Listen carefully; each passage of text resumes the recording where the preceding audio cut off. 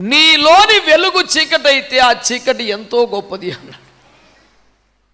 ఏమన్నా దమ్మున్నవాడు రీసెర్చ్ చేయాలా. నీలోని వెలుగు చీకటైతే ఆ చీకటి ఎంతో గొప్పది అంటాడు.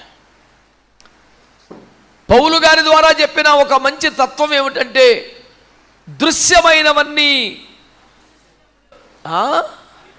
అది దృశ్యమైనవన్నీ అనిత్యములు, అదృశ్యమైనవే నిత్యములు. ఇలాగ మేధావుల బుర్రలకు పదును పెట్టి పాదరసంలా పనిచేస్తే తప్ప ఓ పేజీ రాయడానికి కూడా మ్యాటర్ అవకాశం చిక్కని, బహు చిక్కని, ఎంతో చక్కని విషయములు బైబిల్లో ఎన్నో కలవు. అందులో ఒకటి ఈ రాత్రి మనము చర్చకు చేపట్టాం.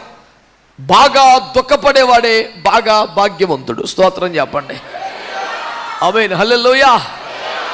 ఏడుపు లేకుంటే, ఏడ్చే పరిస్థితి లేకపోతే ఎప్పుడూ ఆనందంగా